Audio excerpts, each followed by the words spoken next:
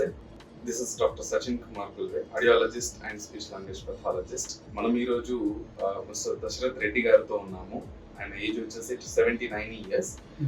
సార్కి వచ్చేసి 2 చెవుల్లో హీరింగ్ లాస్ అనేది ఉండింది. సివియారిటీ వచ్చేసి మనకి moderately severe sloping hearing loss అనేది ఉండింది, sensory neural hearing loss. Sir almost 5 years నుంచి హీరింగ్ సమస్యతో బాధపడుతున్నారు.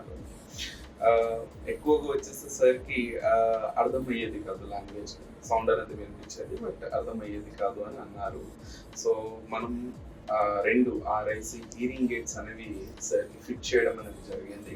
సో ఒకసారి మనం సార్ని అడిగి తెలుసుకుందాము, హీరింగ్ ఎయిడ్ వాడకంటే ముందు ఎలా ఉంది, వాడుతున్నప్పుడు ఇప్పుడు ఎలా ఉంది అన్నది తెలుసుకుందాము. సార్ నమస్తే, ఎలా ఉన్నారు? మంచిగా ఉన్నారు. ఓకే, ఎలా ఉంది సార్? 2 హీరింగ్ ఎయిడ్స్ ఇప్పుడు పెట్టుకున్నారు కదా మీరు?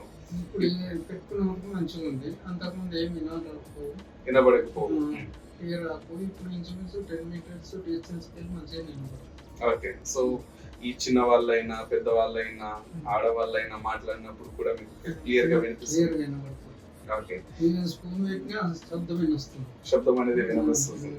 ఓకే, ఇప్పుడు మీరు బయట వెళ్ళినప్పుడు, ఈ ఫంక్షన్ కి వెళ్ళినప్పుడు, లేదంటే రోడ్ అంటే మాల్ కి అలా వెళ్ళినప్పుడు ఇంతకు ముందు డిఫికల్టీగా ఉండేది అని అన్నారు కదా, ఇప్పుడు ఎలా ఉంది మీకు? అక్కడ అన్ని వినబడుతున్నాయి అంటే మీకు వెనక నుంచి మాట్లాడినా సైడ్ నుంచి వినబడుతుంది. ఓకే, ఎంత వరకు హ్యాపీగా ఉన్నారు మీరు హీరింగ్ ఎయిడ్స్? ఓకే, సాటిస్ఫాక్షన్ ఉంది. ఓకే, ఎంత సాటిస్ఫాక్షన్? 100 లో ఎంత సాటిస్ఫాక్షన్?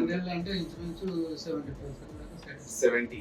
ఓకే, ఫోన్ కనెక్టివిటీ అనేది ఒకటి స్టార్ట్ అయింది కదా సార్, హీరింగ్ ఎయిడ్ కి ఫోన్ కనెక్టివిటీ అనేది ఇచ్చాం మనం. సో మీరు ఫోన్ చూస్తున్నారా మరి? ఓకే, ఏం ఎక్కువ చూస్తారు ఫోన్ లో? న్యూస్ ఎక్కువ వింటారు మీరు? యూట్యూబ్ లో పెట్టేసి న్యూస్ ఎక్కువ వింటారు. ఓకే ఓకే, అర్థమవుతుందా స్పీచ్? ఆ న్యూస్ అంతా క్లియర్ గా ఉందా? అంతకు ముందు ఓకే, ఎంత వాల్యూమ్ తగ్గింది మీకు ఇప్పుడు? 50% వాల్యూమ్ అనేది తగ్గిపోయింది అండ్ క్లారిటీగా కూడా ఉంది. Okay right. Okay, phone calls తక్కువ చేసుకుంటారు, డైరెక్ట్ గా హీరింగ్ ఎయిడ్ లోనే మనకి ఫోన్ కాల్స్ కూడా మాట్లాడుకుంటున్నారు. ఓకే, మీ అబ్బాయి వచ్చేసి ఆస్ట్రేలియాలో ఉన్నారు అన్నారు కదా మీరు, ఆయనతో కాల్ మాట్లాడేటప్పుడు ఎలా ఉంటది? ఓకే, క్లియర్ గా ఉంది. సో ఎలాంటి మిస్అండర్స్టాండింగ్ అట్లా ఏం లేదు ఇప్పుడు? ఏం లేదు. ఓకే, అప్పుడు కూడా మంచిగా ఉండే కానీ సౌండ్ ఎక్కువ చేసుకోవాల్సి వచ్చి. ఓకే ఓకే సెల్కు ఓకే, ఇప్పుడు అట్లా లేదు, ఓకే తగ్గించుకొని మాట్లాడుతున్నాం.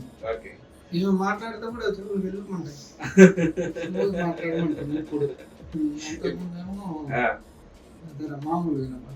ఓకే, అంతకు ముందు గట్టిగా మాట్లాడేవాళ్ళు, ఇప్పుడు వీళ్ళు స్లోగా మాట్లాడుతున్నారు. చెవులు మిషన్ పెట్టి పొరపాటు అయినాం. ఓకే, సో ఎవరైతే ఉన్నారో వాళ్ళు చిన్నగా మాట్లాడాలి అన్నట్టుగా ఉంది. ఇప్పుడు వీళ్ళు గట్టిగా కొద్దిగా మాట్లాడినా ఎక్కువ వినిపిస్తుంది. Okay okay, so hearing aid ఎవరైతే హీరింగ్ లాస్ ఉందో, ఎవరికైతే హీరింగ్ లాస్ ఉందో వాళ్ళు హీరింగ్ ఎయిడ్ వాడొచ్చు అంటారా? వాడొచ్చు. ఓకే, వాడితే వాళ్ళకి ఉపయోగం ఏమొస్తుంది మీ ప్రకారంగా? నాలుకనే వాళ్ళకి వస్తుంది మంచిగా, ఎట్లా క్లియర్ వస్తుంది. ఎందుకంటే సౌండ్ క్లియర్ రాకపోవాలి, ఇప్పుడు మంచిగా క్లియర్ వస్తుంది. ఓకే, తీసుకుంటే మంచిదని నా సజెషన్. మీ సజెషన్. ఓకే, చాలా మంది నామోషి పడతారు కదా, వాళ్ళకి ఏమంటారు? అది ఏం లేదు, తెలుగు వినరానప్పుడు నామోషి పడితే ఏం లాభం? మిస్అండర్స్టాండింగ్ ఎక్కువ అవుతుంది. ఓకే, ప్రాబ్లమ్స్ ఉన్నాయి, ఎవరు మిస్అండర్స్టాండింగ్ చేసుకోరు. ఒక్కోసారి ఎన్నో లాక్స్ ఆఫ్ రూపీస్ కూడా లాస్ అవుతుంది మాట్లాడేటప్పుడు. వాళ్ళు ఒకటి అంటే మనం ఒకటి అనే రకాల అవి అర్థం కాక అట్లా ప్రాబ్లం అవుతుంది. ఇంట్లో ప్రాబ్లం ఏదైనా నాకంటే ఏదైంది కాబట్టి. మీ హీరింగ్ ఎయిడ్స్ అసలు కనిపిస్తలేవు తెలుసా మీకు?